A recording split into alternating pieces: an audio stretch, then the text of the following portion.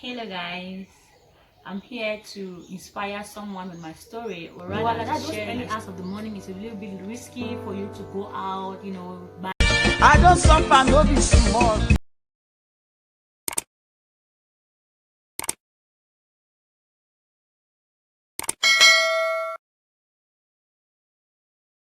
Hello guys, I'm here to inspire someone with my story, or rather to share my story with someone so that someone can get inspired.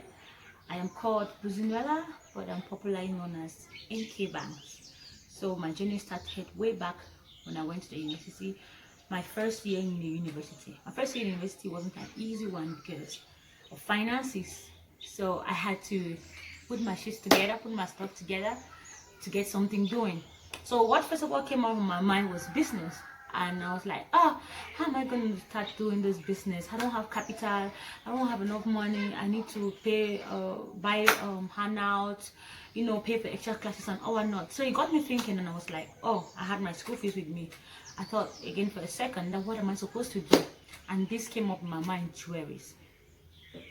I had to start selling jewelries. In where I went to the University of Chang, is not really a business site, like you can buy something from there and then resell to be able to have some money. So I decided to start buying out of that region. That was in Douala, the economic capital of Cameroon. So I will have to travel early in the morning, 1 a.m. I'll pick up a bus at 1 a.m. that is leaving from the northwest going to the littoral region. I'll have to pick up a bus at 1 a.m. and then the bus will take us about 3 or 4 hours to get to Douala. So when we get to Douala, those early hours of the morning is a little bit risky for you to go out, buy stuff. So we had to stay in the bus. I had to stay in the bus for about 3 to 4 hours, so that places will be clean and then the market will be open, and then I will go and get my stuff. So I'll wait at about 8 o'clock in the morning or 7 o'clock in the morning, 9 a.m. in the morning rather. I will leave the bus, and then I will go to the market. I'll buy my jewelries. Selecting jewelries wasn't a difficult thing. You could take 1 hour, 1 hour 30 minutes, and you do all of that. So let's say by 11 a.m. I'm already done. So when I'm done, I have to go back to the park to pick up a bus. When I pick up a bus at 12 noon or 1 p.m. rather, I'll really need to rush because I'll have a class at 4 p.m. So it will take me about 3 to 4 hours again to reach back to my to reach back in Chang. So once I'm there, I'll need to rush again, shower up so that I could catch up with the evening classes, which start from 4 p.m. to 8 p.m. in the night.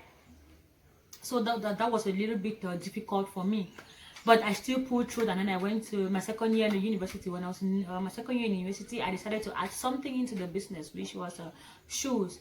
Dealing with jewelries was a little bit easier than dealing with shoes, because with jewelries, it was easy. I dealt just with women jewelry, so it was very easy. You could just go to one boutique and then you pick up stuffs, like you just say bring this, and then 1 hour, 1 hour 30 minutes, you're done, and then you're good to go.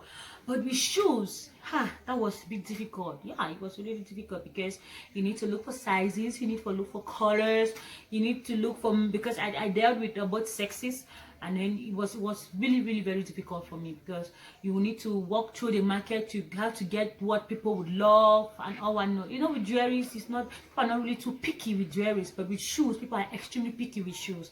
You need to be careful to get the good ones and all and not. But still, again, I did it, and I combined it with my jewelry business, and it helped me. I pulled through.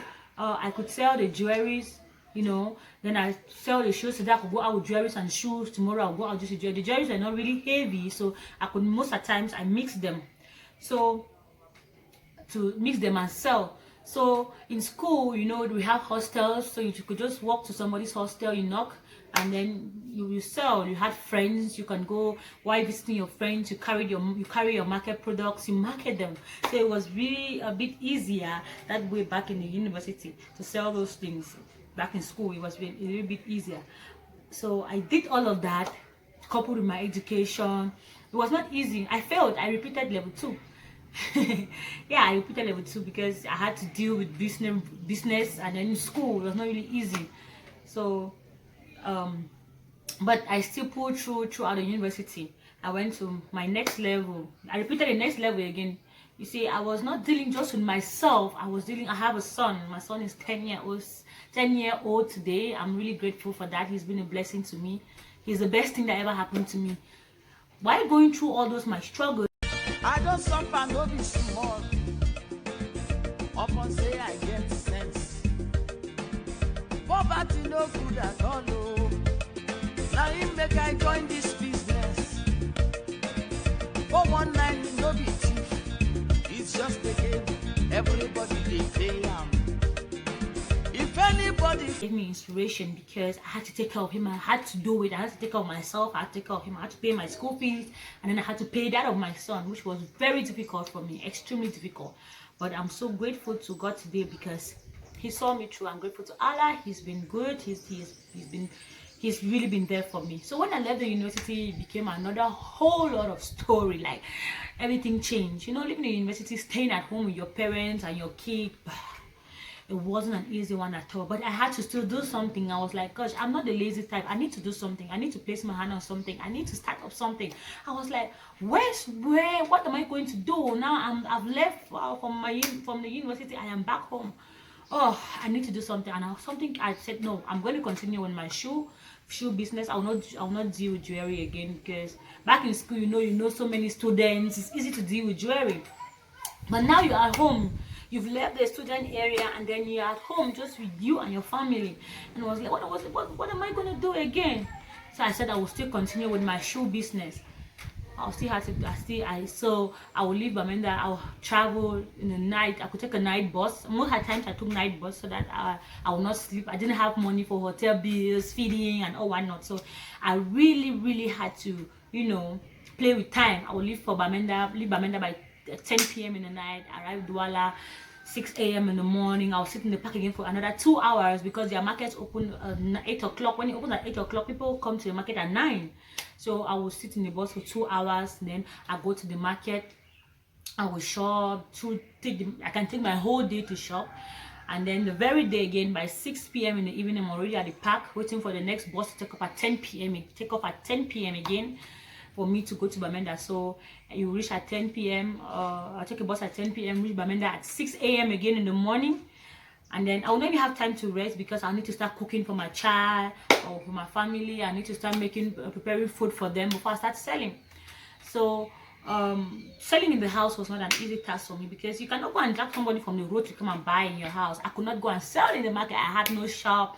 I had no capital to open a shop or rather a boutique. I had no money. So I needed to create means in which I could sell my product. I needed to create diverse means. My mind needed to work. So I needed to put my mind into work. So what I did was I started hawking shoes. Hilarious, right? Yeah, but it was a very difficult moment for me because I had to, at times you walk under the sun, the rain. It was not really easy.